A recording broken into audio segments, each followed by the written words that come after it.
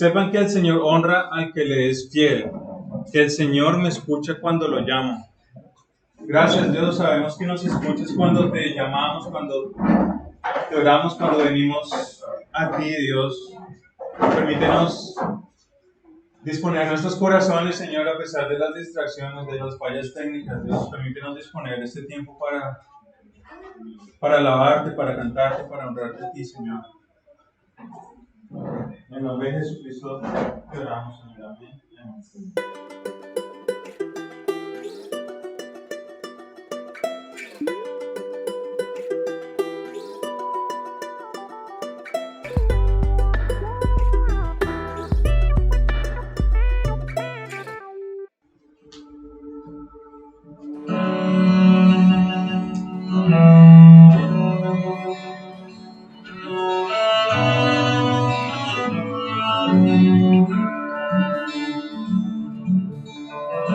Lo que muerto está, tú lo puedes transformar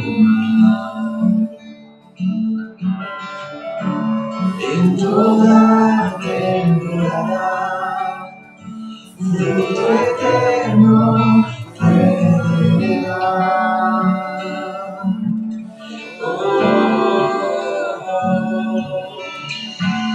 Derramamos una voz de vida y avivamiento.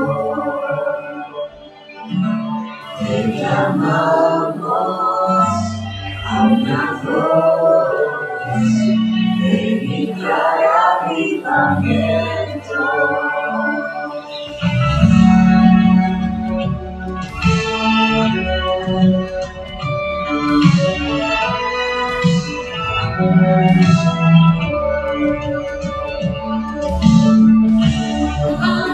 Anhelamos ser más, un refresco sin igual. Como iglesia pedimos por un nuevo despertar. Dale un nuevo despertar.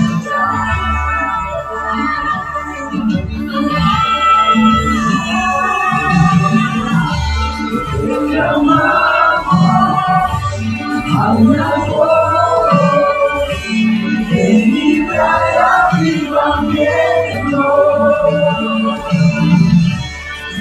Llamamos a una voz de vida y avivamiento.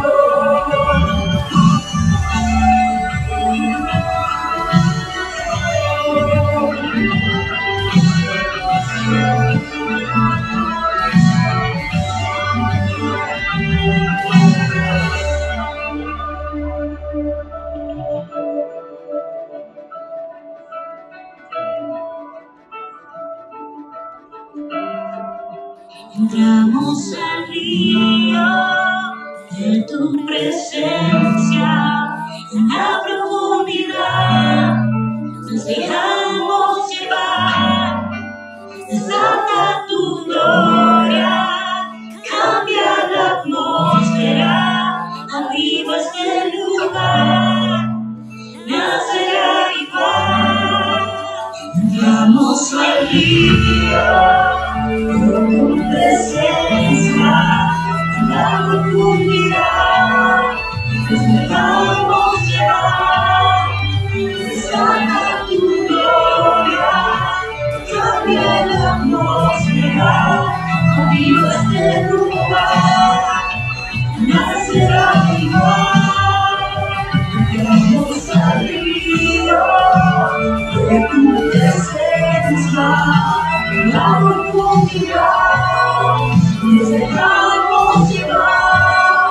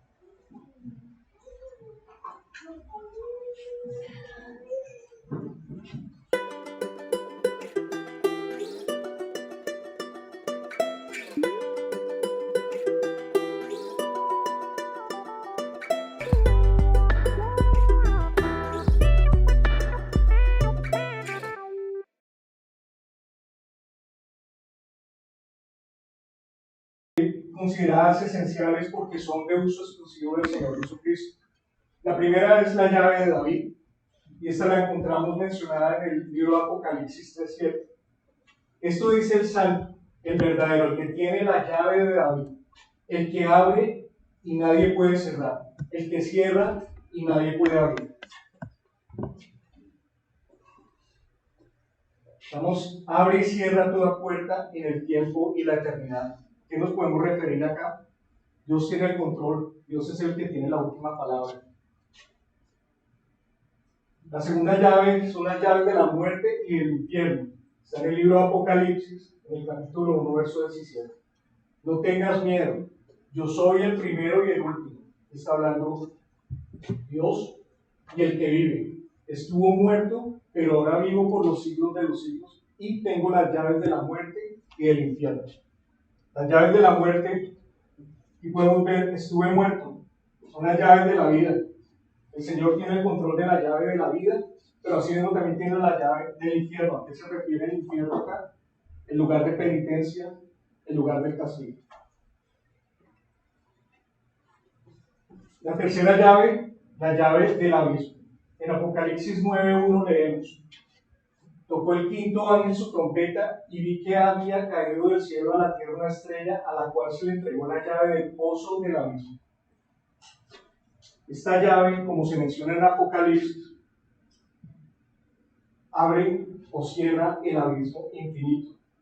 Cuando se abre en el libro de Apocalipsis, se desencadena el castigo o la ira de Dios en la tierra. Pero al mismo tiempo, en el libro de Apocalipsis describe cómo se encadena la bestia, que es el diablo o Satanás, y se manda al abismo y lo encierra por 100 años. Una de las llaves de uso exclusivo del Señor. Y tenemos la llave de la ciencia, que es mencionada en Lucas capítulo 11, 52. Hay de ustedes expertos en la ley, porque se han adueñado de la llave del conocimiento. Aquí hablamos del conocimiento de las cosas espirituales. Estamos hablando, tenían los humanos con la llave del conocimiento, pero nos olvidamos de su aplicación, de las llaves del acceso que el Señor nos da a conocer o a crecer en las cosas que son realmente espirituales y que son realmente importantes para nuestra vida. Con este abrimos las llaves que vamos a ver en el estudio, que como se trata en el libro, son llaves, reino de los cielos, que se pueden identificar o que se ponen en el contexto de nuestra vida y que totalizan 13.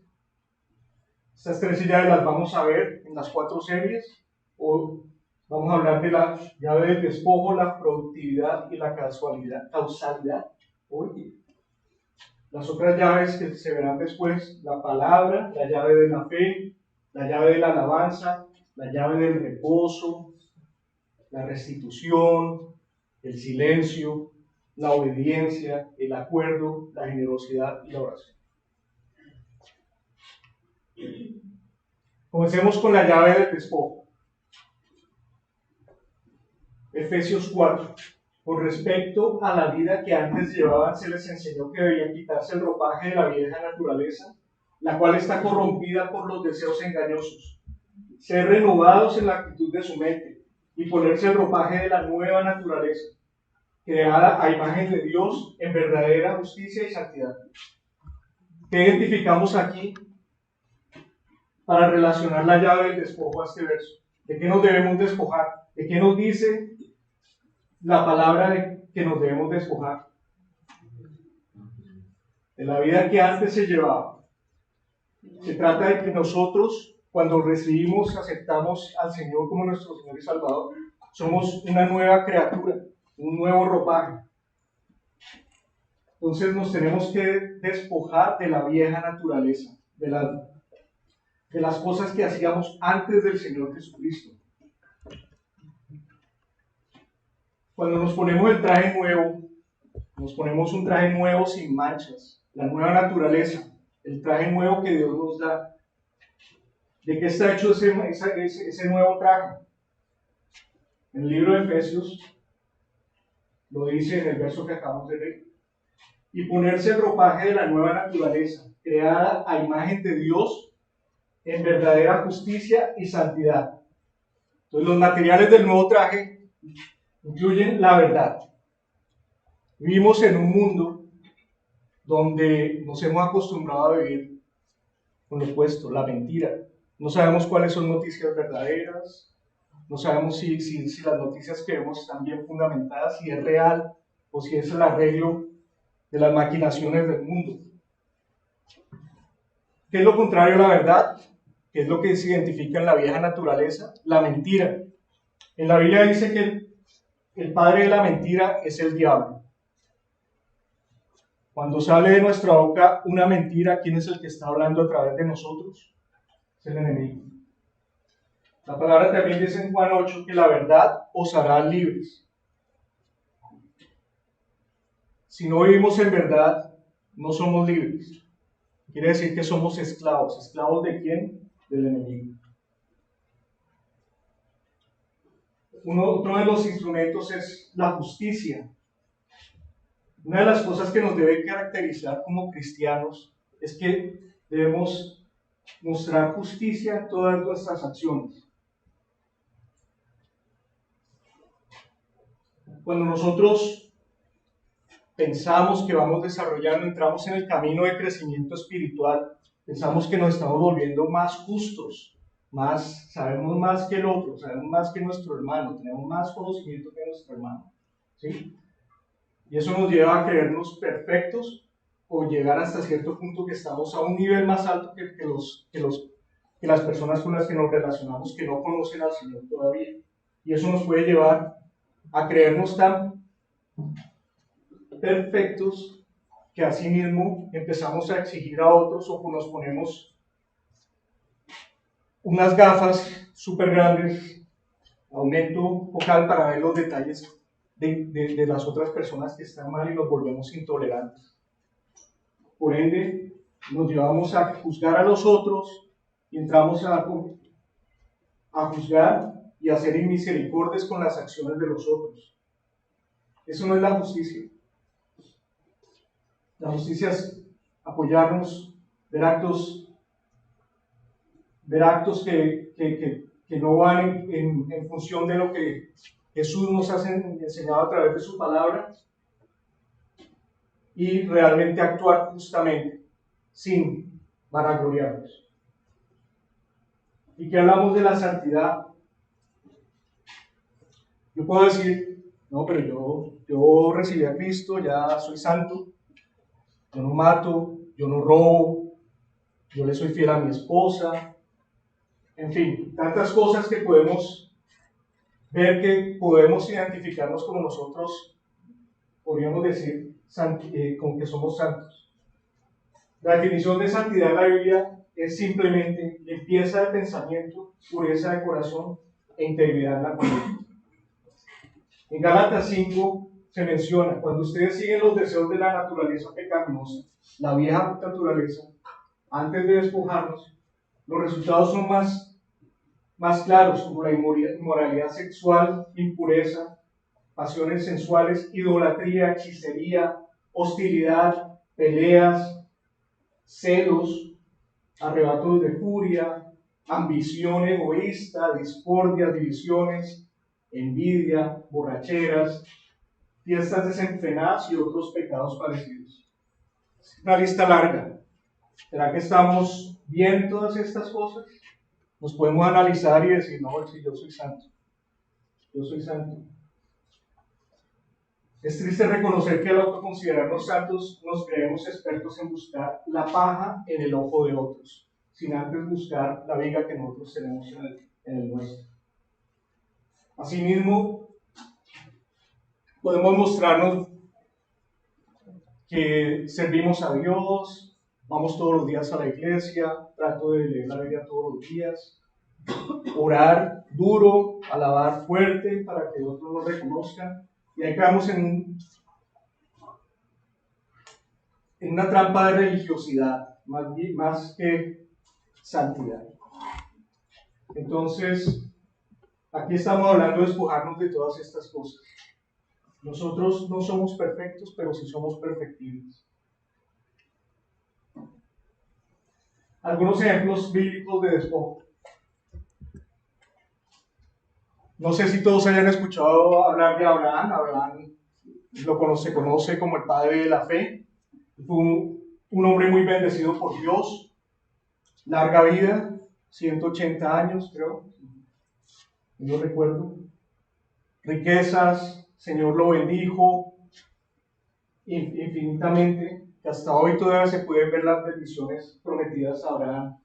Pero no vemos lo que pasó con Abraham, porque es conocido como el padre de la fe, porque él se despojó de muchas cosas. Él tuvo que dejar su familia, su tierra, un país extranjero, a tal punto también que un hijo que Dios le dio en su vejez, el único hijo, cuando él ya no creía que podía tener, Dios le pidió que lo sacrificara. No tuvo que sacrificarlo al final, lo único es que Dios estaba probando. Se despojó de sí mismo y de sus cosas más importantes para mostrar a Dios su fidelidad. David, el rey David, el que se despoja será exaltado. David tuvo que, a pesar de que él contaba con el favor de Dios, como que fue bendecido para ser el rey de Israel, él tuvo que escapar, él tuvo que irse huir de Saúl, que era el rey a quien él le servía y quien era el ungido del Señor. A tal punto, David en algún momento tuvo la oportunidad de quitarle la vida a Saúl, lo tuvo en sus manos. Pero David se despojó de su naturaleza humana, de esa oportunidad para terminar sus problemas por el solo hecho de deshacerse de Saúl. Y más bien lo que hizo fue reconocer ante Dios que él no iba a tocar al ungido del Señor de ninguna manera. Obediencia. ¿Y alguien ha escuchado de Job? Pobre man, perdón. Le vinieron muchas calamidades, muchísimas calamidades. Como se describe en el libro, Job no tenía tacha delante de Dios. Sin embargo, había un inconveniente. Job no se despejó del temor.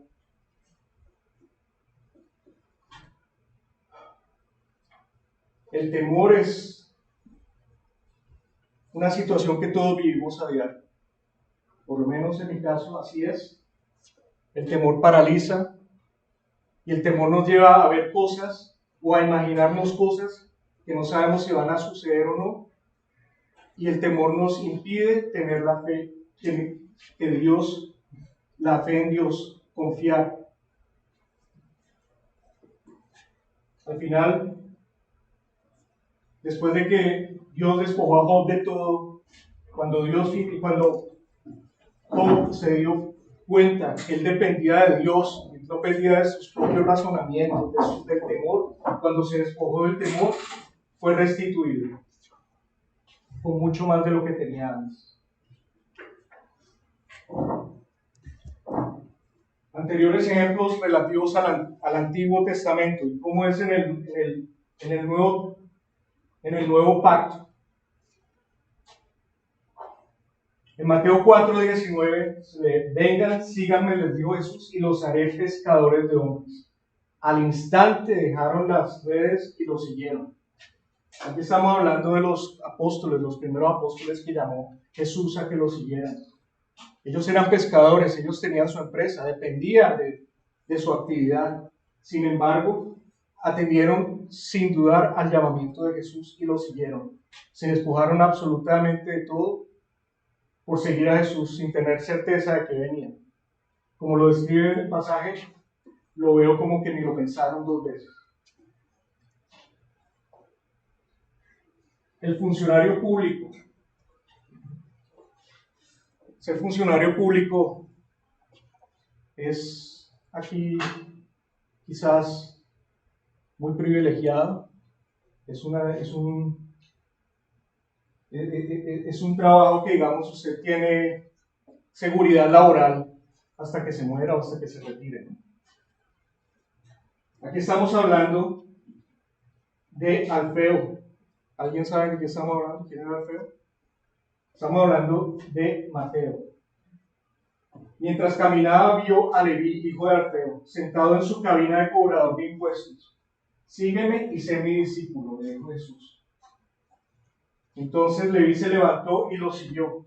Los cobradores de impuestos eran agentes al servicio de Roma que se encargaban de recolectar los impuestos. De esa manera sus comisiones por el recaudo de impuestos se veían reflejadas, podría decirse, rechazadas por el pueblo por su misma función de recaudadores de impuestos.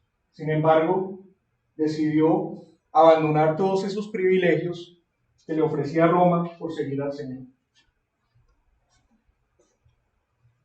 Y si hablamos de Pablo, quien es quizás el que más libros tiene en el Nuevo Testamento, más cartas, más enseñanzas para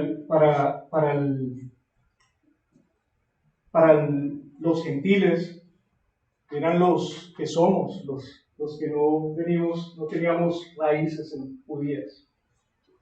Él era perseguidor de los cristianos, él era muy reconocido, un grado de conocimiento muy alto, y sin embargo, al tener el encuentro con Jesús, se despojó de todos esos títulos, de toda esa jerarquía que tenía ante el pueblo judío, y decidió seguir y profesar a Jesús, aunque él simplemente tuvo una revelación de Jesús.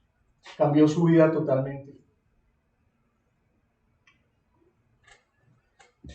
Y hablamos del despojo de Dios.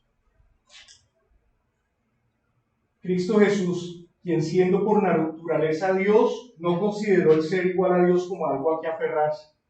Por el contrario, se rebajó voluntariamente tomando la naturaleza de siervo y haciéndose semejante a los seres humanos, y al manifestarse como hombre, se humilló a sí mismo y se hizo obediente hasta la muerte y muerte de cruz. ¿Por qué somos salvos? ¿Por qué tenemos redención? Como lo leemos acá, Cristo Jesús, voluntariamente, por amor a nosotros, decidió despojarse de su naturaleza divina, de su naturaleza de Dios, por amor a nosotros, para darnos ¿qué? Una reconciliación con el Señor, pero asimismo redimirnos de todos nuestros pecados. Redimirnos, tomó el lugar de nosotros, tomó el lugar que nosotros no merecíamos por ser pecadores.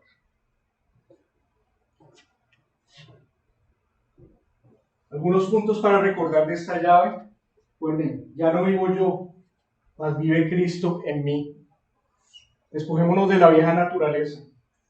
Algunos puntos para meditar. El despojo abre la puerta de la bendición. El que no se despoja será despojado. El que no le entrega todo a Dios perderá todo a manos de Dios.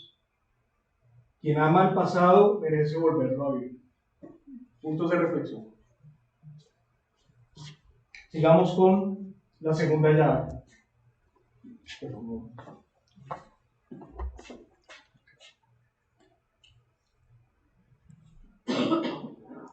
¿Todavía me escuchan allá atrás? Sí.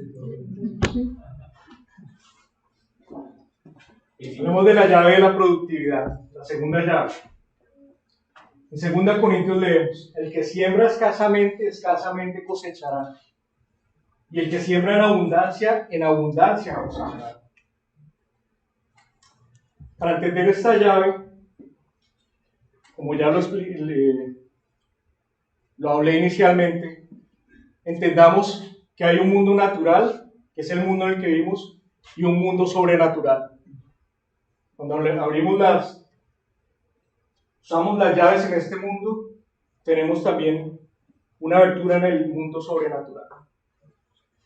Entonces empecemos, ¿cómo se ve la llave de la productividad? ¿Cómo es la productividad en el contexto natural?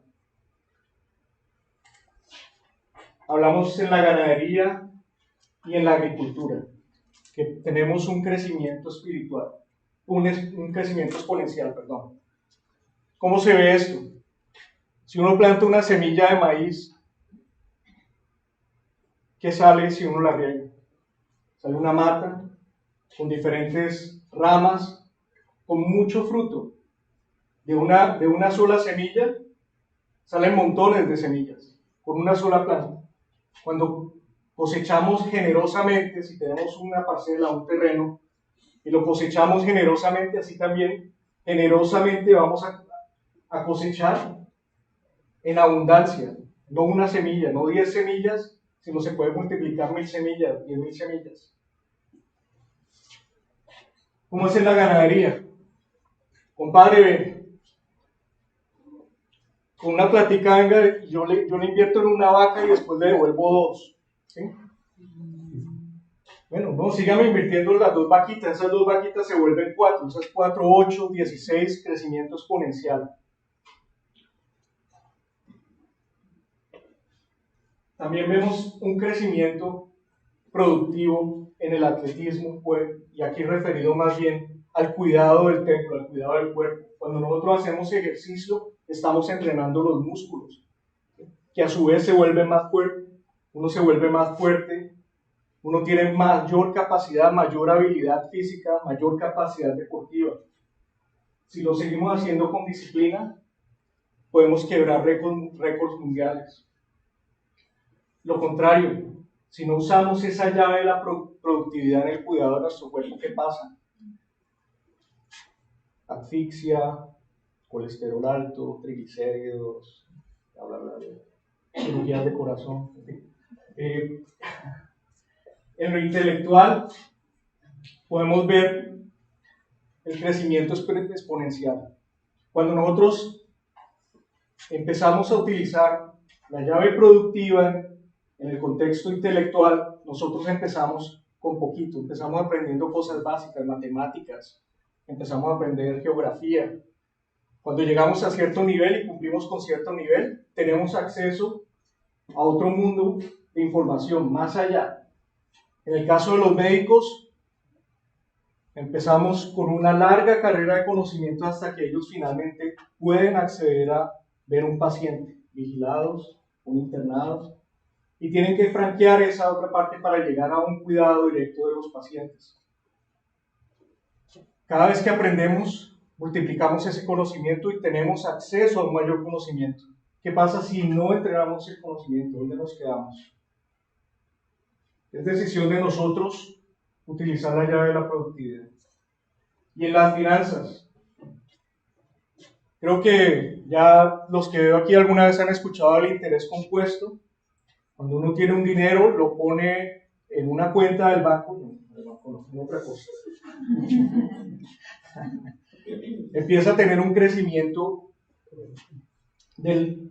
se paga un interés, ese interés se invierte, entonces ya hay más capital que se reinvierte y el dinero empieza a crecer exponencialmente.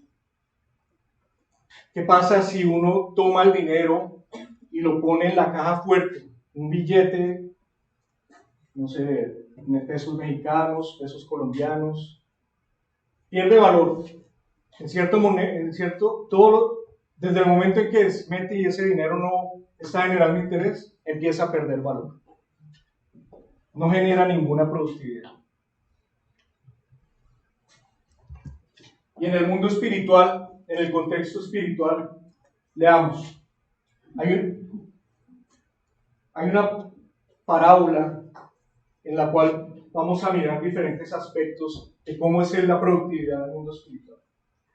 En Mateo 25, 14 leemos: el reino de los cielos será también como un hombre que al emprender un viaje llamó a sus siervos y les encargó sus bienes. A uno le dio 5,000 monedas de oro, a otro 2,000 y a otro solo 1,000, a cada uno según su capacidad. Luego se fue de viaje. El que había recibido las 5,000 fue enseguida y negoció con ellas y ganó otros 5,000. Asimismo, el que recibió 2,000 ganó otras 2,000. Pero el que había recibido 1,000 fue, cavó un hoyo en la tierra y escondió el dinero de su señor. Algunos puntos para ver acá, que vamos a colocar que me pareció bonito, importante. Estamos hablando de monedas de oro. 1,000 monedas de oro formaban por un talento. Aquí podemos ver que Jesús, el propósito de utilizar este tipo de moneda, estamos hablando de un talento.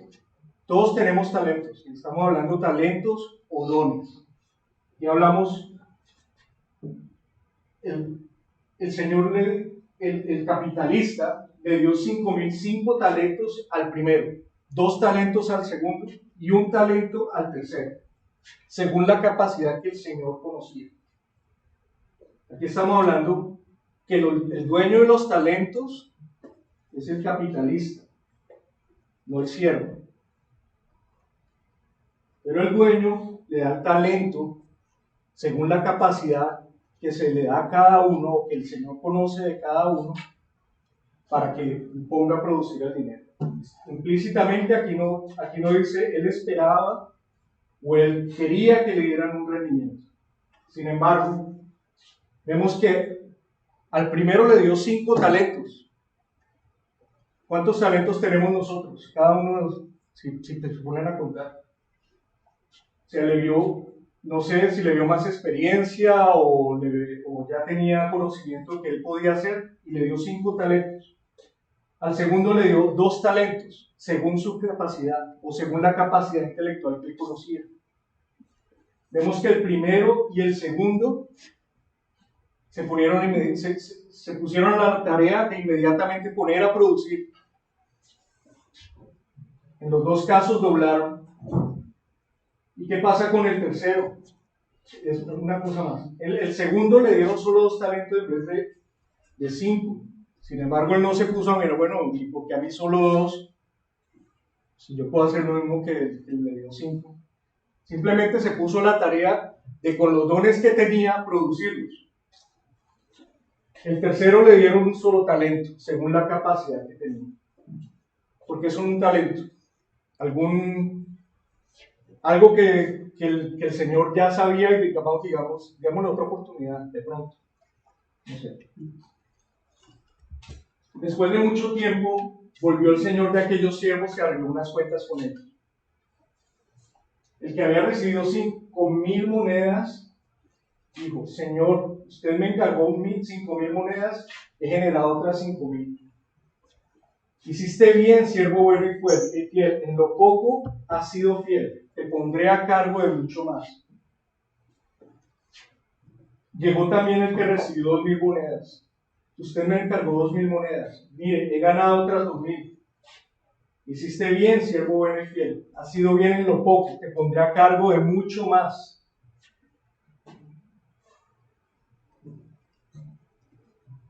Cuando Él nos da algo, aquí 5,000 monedas parece mucho.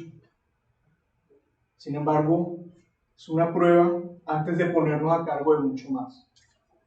Lo que leemos acá no es referente a una finca, no es referente a nada. Estamos hablando de Jesús, hablando de una parábola referente al reino de los cielos. Las llaves del reino de los cielos. ¿Qué pasó con el tercer siervo? Señor, yo sabía que usted es un hombre duro, que cosecha donde no ha sembrado y recoge donde no ha esparcido. Así que tuve miedo y fui y escondí su dinero en la tierra. Mire, aquí está lo que usted me dio. Pero el Señor le contestó: siervo malo y perezoso, así que sabías que cosecho donde no he sembrado y recojo donde no he esparcido. Deberías haber depositado mi dinero en el banco para que mi ingreso lo hubiera recibido con intereses. Al que no tiene se le quitará hasta lo que tiene, y a ese siervo inútil échenlo fuera a la oscuridad, donde habrá llanto y rechinar de dientes.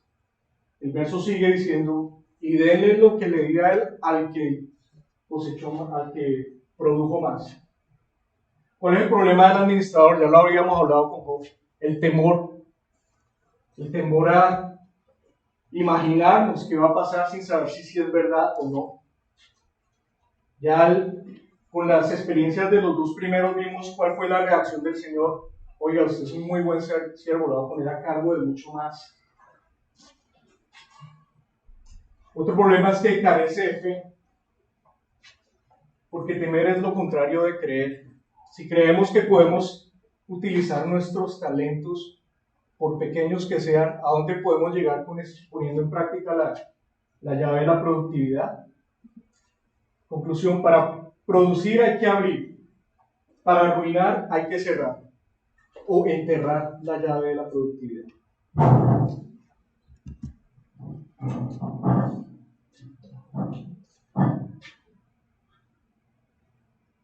En cuanto a la fe, volvemos al caso de Abraham, que creyó.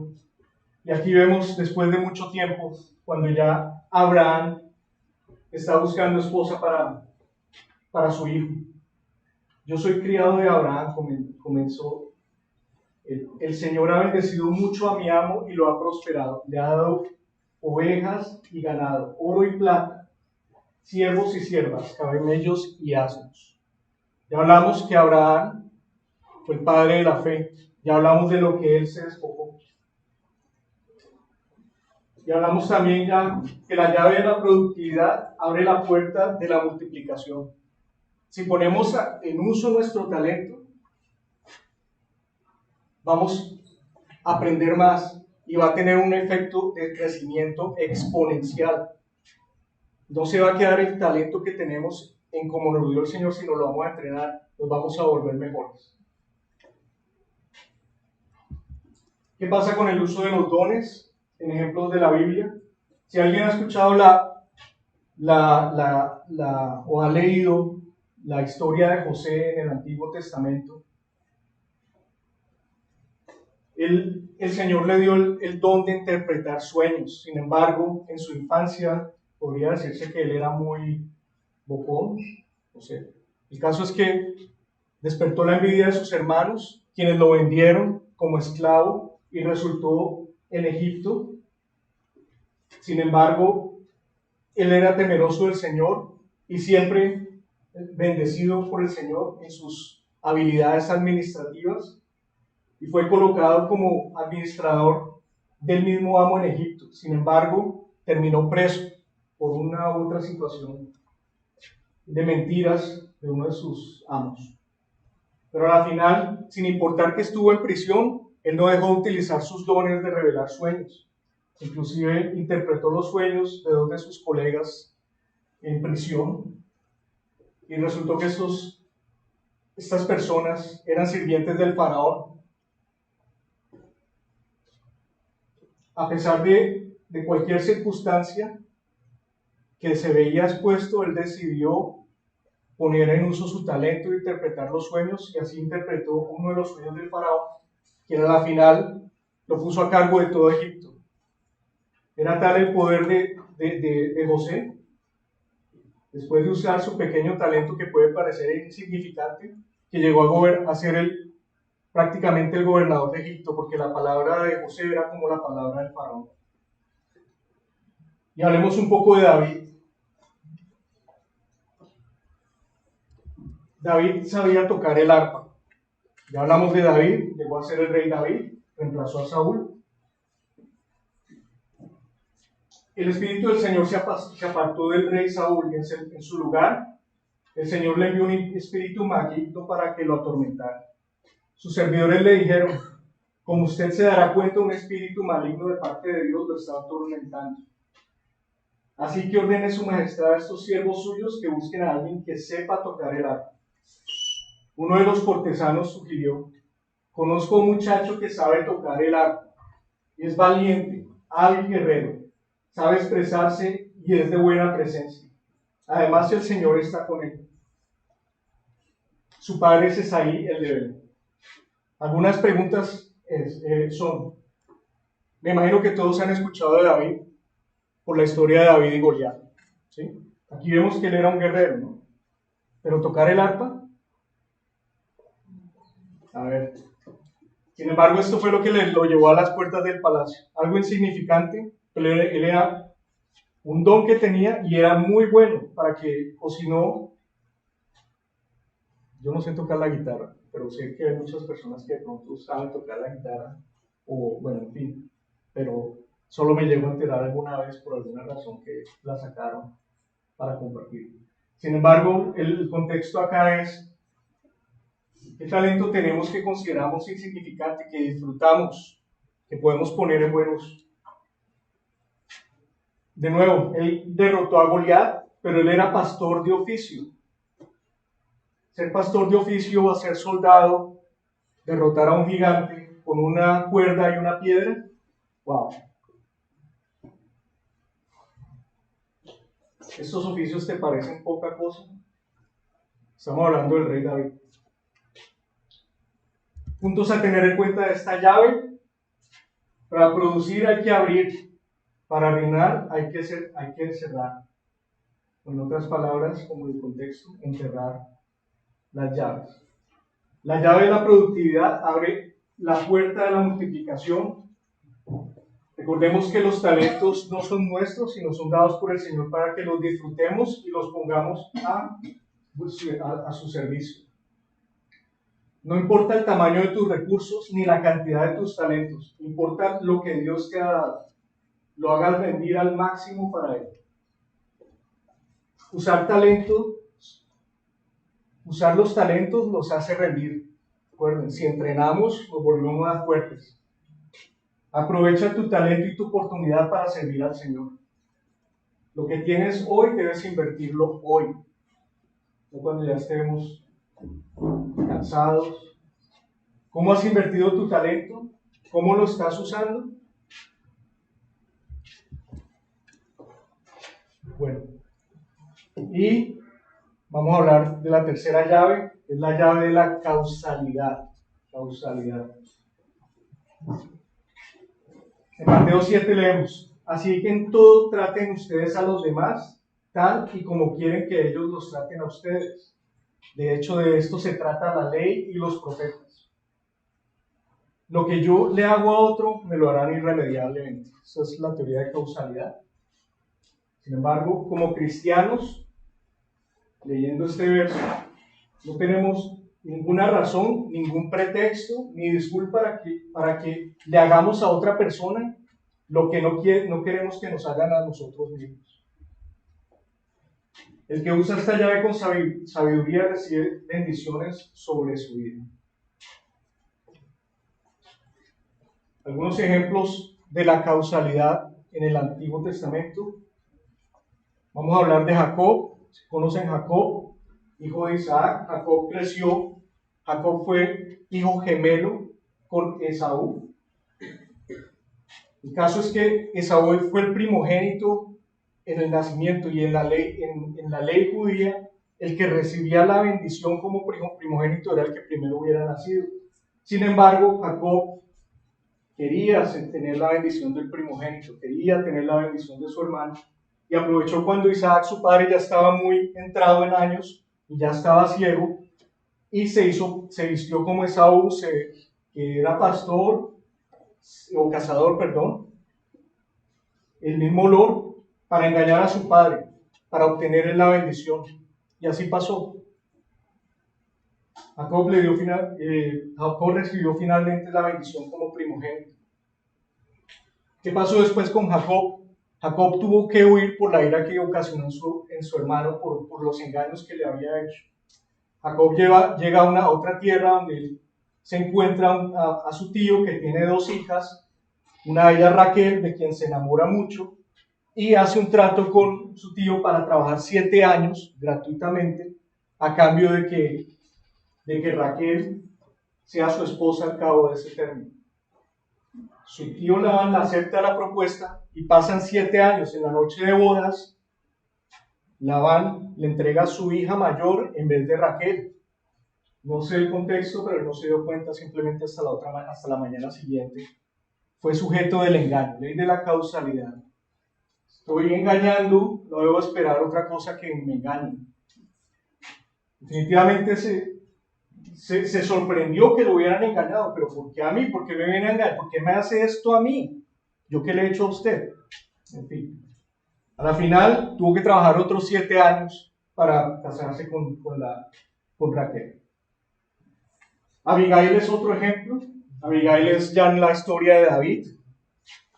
En este caso, Abigail es la esposa de un hombre muy rico en una tierra donde David está con un grupo, con su ejército pequeño, protegiendo, tratando de ganarse la vida, protegiendo a esas personas. En algún momento, David le dice, oiga, vaya y hable con esta persona y que nos mande provisiones porque pues, no tenemos que comer. El hombre rico dice, no, ¿y quién es ese David? ¿Yo qué le tengo que dar? Nada, no, dígale que no, ¿quién es ese? La esposa, Abigail, escucha y le dice a sus sirvientes, no, esperen. Vamos a arreglar esto de otra forma, porque ya le había llegado a oídos la situación del hombre rico a David, y David decide, no, he perdido toda esa protección que le he dado al hombre hermano, vamos y acabamos con su casa y tomamos todo. Abigail entiende la situación, prepara las provisiones que necesitaba David, se las entrega y le da gracias y le pide que por favor olvide la ofensa que le había creado su esposo. David se detiene, Abigail le cuenta a su esposo muere de un infarto en ese momento por escuchar la noticia de que casi muere, a la final murió, y Abigail termina como esposa de David. Hablamos de una persona cuando el pueblo de Israel va a conquistar la tierra prometida, empezando por el pueblo de Jericó. Rabá era una prostituta que vivía en Jericó y escondió a unos espías de Israel que vinieron a mirar cómo era el asunto en Jericó. Rabá hizo un trato, oigan, yo no los voy a delatar, pero por favor protejan a mi familia en el momento en que ustedes lleguen, porque sabemos que ustedes van a llegar. Y así fue. Llegó el pueblo de Israel, arrasó con Jericó, conquistó Jericó, arrasaron con todas las personas excepto Rabá y su familia. No sé si alguno ha escuchado la ley del talión, ojo por ojo. Okay. Estamos hablando del Antiguo Testamento, la ley de la casualidad. Tú me quitas un ojo, yo te quito un ojo. Ahora la ley ha cambiado aquí una suma que puede resarcir lo pedido en términos judíos. Actualmente, como lo manejan, bueno, perdí un ojo, bueno, la persona que le hizo el daño tiene que compensarlo con una suma económica que resalza lo que se perdió. En fin, todavía está vigente de otra manera. ¿Y qué pasa con la nueva ley, con el Nuevo Testamento, el Evangelio? ¿Qué nos dice Jesús? Perdón en vez de desquite. Pedro se acercó a Jesús y le preguntó: Señor, ¿cuántas veces tengo que perdonar a mi hermano que peca contra mí? ¿Hasta 7 veces? No, te digo que no te digo que hasta 7 veces, sino hasta 77 veces, que contestó Jesús. Esto es también relativo a algo en el Antiguo Testamento, antes del diluvio, en uno de los pasajes donde dice, bueno, una persona dice, la venganza son hasta 77 veces me vengaré. Aquí Jesús viene a cambiar eso. No, yo no me vengo, yo lo perdono lo que sea necesario. Desprendimiento y no resistencia. Ustedes han oído que se dijo ojo por ojo y diente por diente. Pero yo les digo, no resistan al que les haga mal.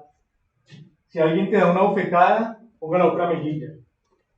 Si alguien tiene pleito para quitarle la capa, déjele también la camisa. Si alguien obliga a llevarle la carga 1 kilómetro, llévesela 2. Al que te pida, dale, y al que quiera tomar de ti prestado, no le vuelvas la espalda. Estamos viendo el contraste, ya no es ojo por ojo, ya no es diente por diente, ya es ojo, oiga, venga, yo quiero establecer las cosas con usted bien, quitar la barrera que existe con nuestros enemigos. La generosidad en vez de avaricia. Den y se les dará. Se les echará un regazo a una media llena, apretada y sacudida y desbordada. Porque en la medida que midan a otros, se les medirá a ustedes. Y aquí quiero hablar de la prosperidad. Tenemos que recibir para dar. Yo no ofrendo en el templo, yo no ofrendo en la iglesia porque no gano lo suficiente. Y si lo vemos de la otra perspectiva, yo no gano lo suficiente porque no ofrendo. La ley de la causalidad. ¿Sí? Hay que dar para recibir. Amor en vez de odio. Amen a sus enemigos y oren por quienes los persigan para que sean hijos de su Padre que está en el cielo. El que hace que salga el sol sobre malos y buenos y que llueva sobre justos e injustos. Si ustedes aman solamente a quienes los aman, ¿qué recompensa recibirán? ¿Acaso no hacemos esto todos? Y si saludan a sus hermanos solamente, ¿qué demás hacen ustedes? ¿Cómo nos diferenciamos? ¿Cómo impactamos donde estamos? Si queremos impactar, esa fue la causalidad de la que Jesús nos estaba enseñando. Las llaves de lo que damos, recibimos. No hagamos a otros lo que no queremos que nos hagan a nosotros. Restauración y no murmuración. Hermanos, si alguien es sorprendido en pecado, ustedes que son espirituales deben restaurarlo con una actitud humilde. Pero cuídense cada uno porque también puede ser tentado. En la iglesia se maneja que nosotros crezcamos mutuamente, que nos ayuden, que nos edifiquemos mutuamente, pero no estamos exentos de caer en pecado o de que alguna vez seamos sorprendidos en actos que no corresponden al cristiano. ¿Qué debemos hacer en esas situaciones? Sacar a la persona, hasta luego, no. Más bien pensemos, ¿cómo me gustaría que a mí me restaurara en la iglesia y así mismo tratar de volver a traer a mi hermano de vuelta al rebaño? Recordemos que Dios también nos enseñó cómo se practica la causalidad. En el Padre Nuestro, perdónanos nuestras deudas como también nosotros perdonamos a nuestros deudores. Porque si se perdonan a otros sus ofensas, también los perdonará a ustedes su Padre Celestial. Pero si no perdonan a otros sus ofensas, tampoco su Padre les perdonará a ustedes las suyas. Practiquemos el perdón. Si ustedes perdonan, serán perdonados. Yo tengo la llave en la tierra y cuando la uso aquí, Él la usa en el cielo para mi beneficio. gracias. Esta es una serie de 13 prédicas, de 13 llaves, perdón, no 13 prédicas, 4 prédicas. Vimos el despojo, la productividad, la causalidad. Y la próxima ocasión vamos a hablar de la palabra, la fe, la alabanza y el reposo. Les invito a que oremos. Dios, gracias, Señor, porque tú nos invitaste, Señor, a que te siguiéramos, a tener una relación contigo. Pero esa relación también, Señor, tú nos muestras enseñanzas que están más allá de lo que nosotros en nuestro razonamiento podemos comprender, Señor. Ayúdanos, Dios Todopoderoso, a despojarnos de todas esas malas costumbres, de todos esos malos hábitos de nuestra vieja naturaleza y revestirnos con la nueva naturaleza, Señor, que tú nos has dado. También, Señor, ayúdanos a poner en práctica, a utilizar los talentos que tú nos has dado, que son muchos, Señor. No son ni uno ni dos, Dios Todopoderoso. Sabemos que son más y están ahí, Señor. Cada uno de nosotros sabemos, Dios, qué tenemos para dar, Señor. Ayúdanos a tener fe, a dejar el temor para poner a producir, Dios, todos esos talentos que tú nos has dado, Señor. Padre, tú también nos has dicho que nos amemos los unos a los otros. Ayúdanos a ponerlo en práctica, Dios Todopoderoso, porque en nuestro diario vivir, Padre, nos enfrentamos a diferentes situaciones que hacemos lo opuesto. Guíanos, ayúdanos a poner en práctica las palabras que tú nos das, Dios. Gracias, Señor, en el nombre de Jesús. Amén. Muchas gracias. Para compartir el momento de la cena, pienso que es un tiempo bien importante para que reflexionemos en todo lo que Dios nos habló, ¿no? Durante esta charla, pensar en estas 3 llaves, las cuales han sido entregadas por el Señor Jesús para nosotros, para que las utilicemos y las pongamos en práctica. Realmente es un privilegio grande poder hacerlo. La palabra de Dios en 1 Corintios 11, del 23 al 29 dice: yo recibí del Señor lo mismo que les transmití a ustedes, que el Señor Jesús, la noche en que fue traicionado, tomó pan y después de dar gracias lo partió y dijo: este pan es mi cuerpo, que por ustedes entrego, hagan esto en memoria de mí.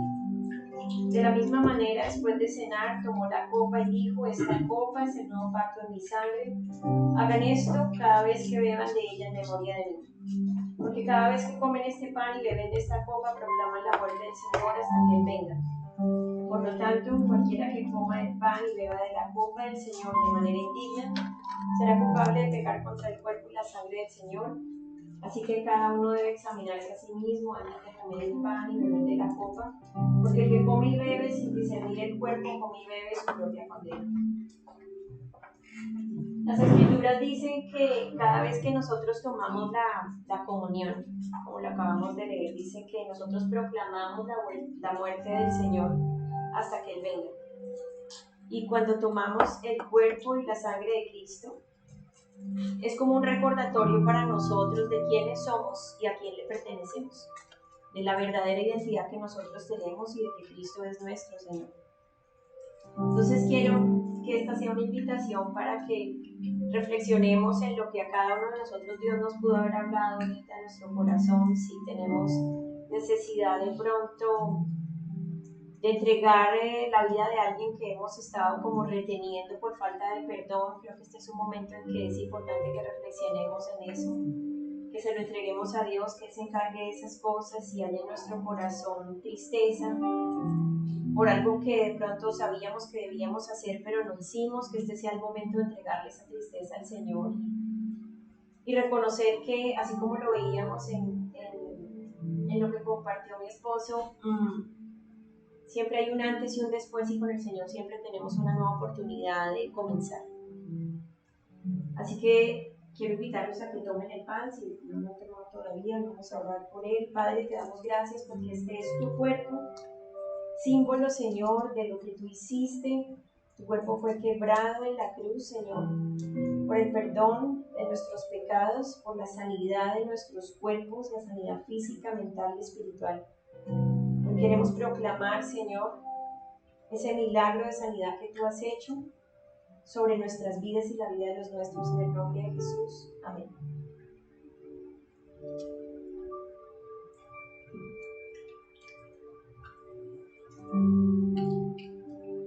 Nos disponemos ahora a tomar el vino.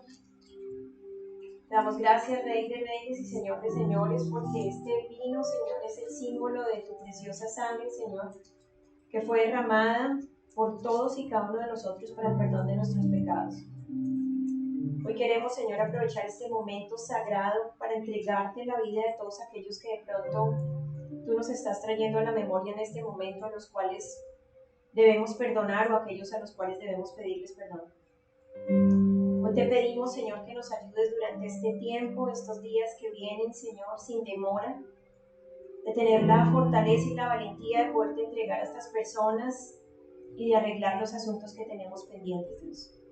Gracias porque estamos cubiertos con tu sangre, que nos libra de todo pecado, que nos libra y nos trae salvación y sanidad.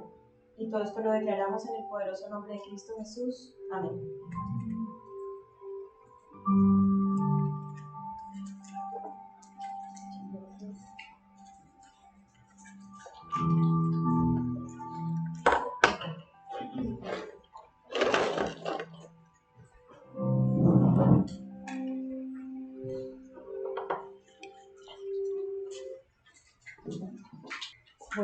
Buenos días. Por aquí unos anuncios. Nuestra próxima reunión es en 15 días, el 14 de mayo. Seguiremos con las llaves del poder, las próximas 4 claves. Y los esperamos y celebraremos el Día de la Madre. Como lo dijo Robert al inicio, hoy era el primer episodio de la serie Las llaves del poder. Nos quedan 3 domingos más, los 3 próximos domingos, entonces pues acá los esperamos para continuar con este aprendizaje. Esta es una invitación para todas las personas, los que no están aún. Hay un grupo que tenemos los miércoles en la mañana, es de 6:30 a 7 de la mañana, no necesitan poner cámara, solamente ponerla a disposición, escuchar, y pues es una forma de conectarnos con Dios y pues recibir palabra en la mañana y comenzar nuestro día con el pie derecho, aquí izquierdo. Entonces, bienvenidos. Los que no están en el grupo, pues pueden acercarse a Cristina, Jorge, y pues se pueden agregar para extenderles la invitación. También esta es una invitación para las parejas. Este es un curso se llama Alfa Parejas, lo iniciamos ayer.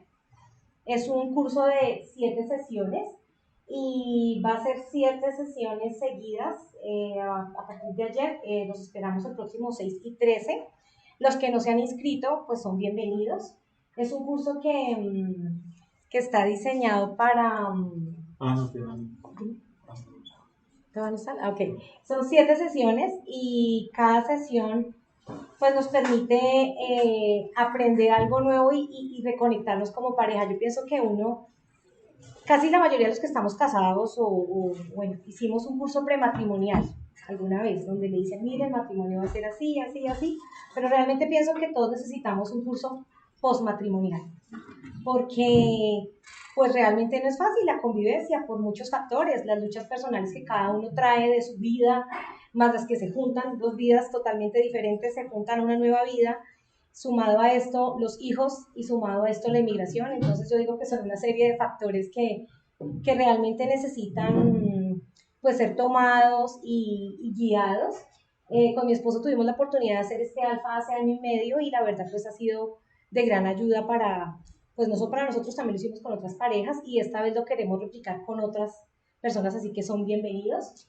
Es totalmente gratis el curso, se hace aquí en el CEGEP del Otahué y solo tiene el costo de las cartillas, que cuestan $10 cada cartilla. Y pues bienvenidos. Este curso ha sido traducido a más o menos 45 idiomas, a 150 idiomas y ha llegado más o menos a 45 países. Entonces, pues tenemos el privilegio de los que quieran hacerlo acá, son bienvenidos. Sí, ya la sesión de ayer.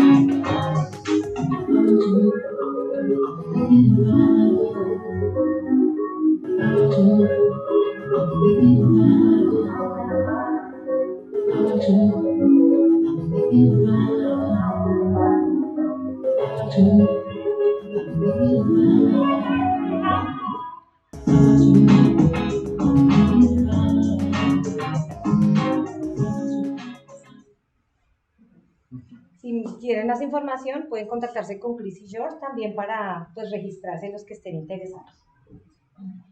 Bueno, ya viene el bautizo. Es la primera vez que la iglesia lo va a realizar. Es el domingo 9 de julio. Y esta es una invitación. Acá pues, decimos el bautismo en agua. Es un paso importante en obediencia a Dios, en el cual públicamente testificamos que hemos confiado personalmente en Jesús para nuestra salvación.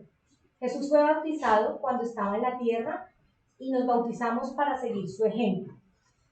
Yo creo que la mayoría de acá crecimos en una iglesia católica. Todos fuimos bautizados por nuestros papás, éramos chiquitos y solamente, pues digamos, nuestros papás tomaron esa decisión por nosotros. Esta es una invitación para ver la importancia realmente de la salvación.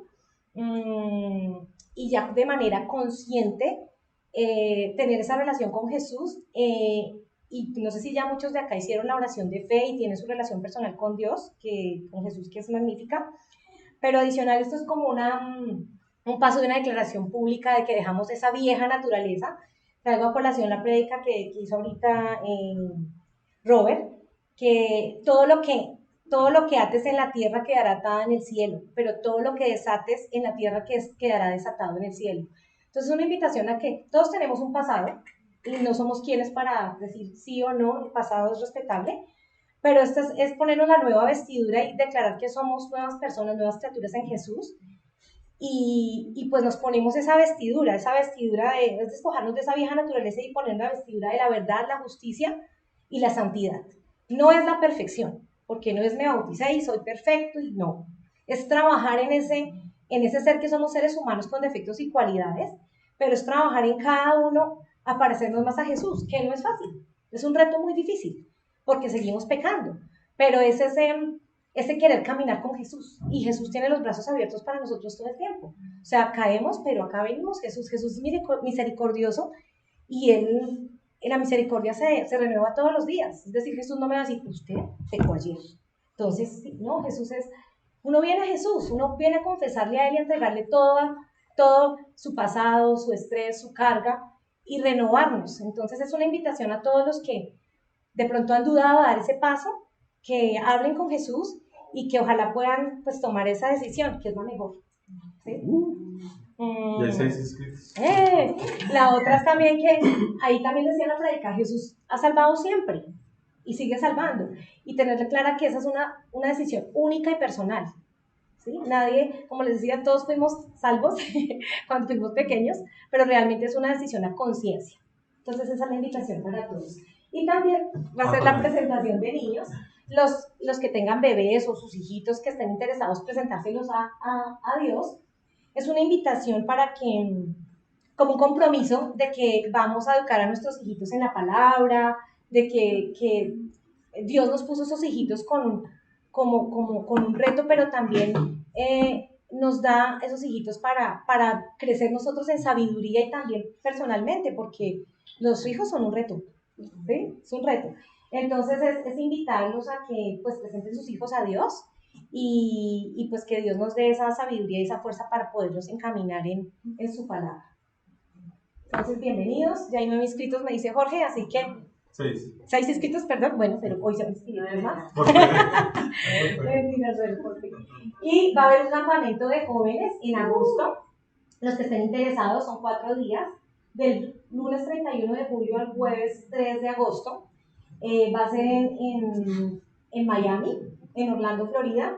Entonces, los que estén interesados, pues pueden contactarse también con Chris y George para mirar cómo hacer esa economía para poder enviar a sus hijos a esos 4 días que la verdad son muy, muy, muy enriquecedores.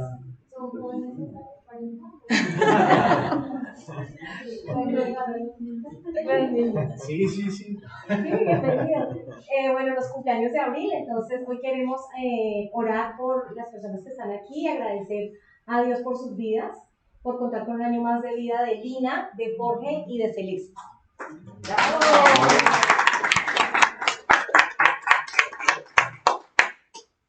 Entonces, si hay alguno acá que cumpleaños en abril, puede también incluirse en la celebración. Matilde, ¿qué nació? Matilde, el 31 de marzo. ¿Sigue? ¿Y ya? No alcanzo a ver. No alcanzo. ¿Qué más sigue? ¿Así ahora morimos? Sí. Bueno, si quieres, bueno, vamos a hablar por los cumpleaños. Bueno, Señor Jesús, te damos gracias, Padre lindo, por la vida de Celeste, la vida de Jorge, la vida de Lina, Señor lindo. Te pedimos, Señor, que los bendigas, que los guíes, que los levantes, que los guardes y los protejas a donde quiera que vayan, Señor hermoso. Gracias porque pertenecen a esta iglesia, Padre lindo, y tú tienes un propósito para cada uno de ellos para seguir creciendo acá y para seguir forjando su relación contigo. Te damos gracias, Padre lindo, mucha salud y vida para ellos en el nombre de Jesús. Amén. Amén. Bueno, también una invitación, tenemos una biblioteca, entonces aprovecho nuestra biblioteca de libros cristianos Rock Café. El compromiso es que lo pueden tomar prestado, los libros y lo regresan al cabo de un mes. Por favor, con carácter devolutivo. Se puede refrendar. Hay en español, francés, inglés, así que pues son bienvenidos. Desde el próximo domingo. Bueno, el próximo domingo. Se olvidó hoy. Se quedaron. ¿Sí? También esta es una invitación para un nuevo devocional. En la Biblia, no sé si todos tienen la aplicación de la Biblia. Ahí es una herramienta poderosa, la verdad. Ahí podemos encontrar el mensaje diario. Y también hay devocionales de diferentes tipos. En este momento estamos invitando a las personas a que hagan este devocional que se llama Trae Avivamiento. Es un devocional de 7 días. Para los que no conocen la aplicación, también hay diferentes temas a tratar. Cada uno tiene sus luchas personales y ahí uno puede buscar el diferente tema que quiera trabajar. Ahí está la paciencia, están los celos, está el egoísmo, la envidia, la frustración, la depresión. Sí, hay demasiados temas que pues los invito a que consulten la aplicación y pues pueden ahí encontrar algún tema que los levante. Nadia. Esta es una foto que compartimos de un encuentro de hombres de bien, de hombres de influencia. Esto se hizo el sábado pasado, el 22 de abril, en la casa de Chris y George. Nos pueden seguir en nuestras redes, está YouTube, Instagram, WhatsApp y el correo electrónico. Entonces, si quieren más información, también contáctense con Chris y George. Y bueno, aquí nos dejamos. Gracias por todo.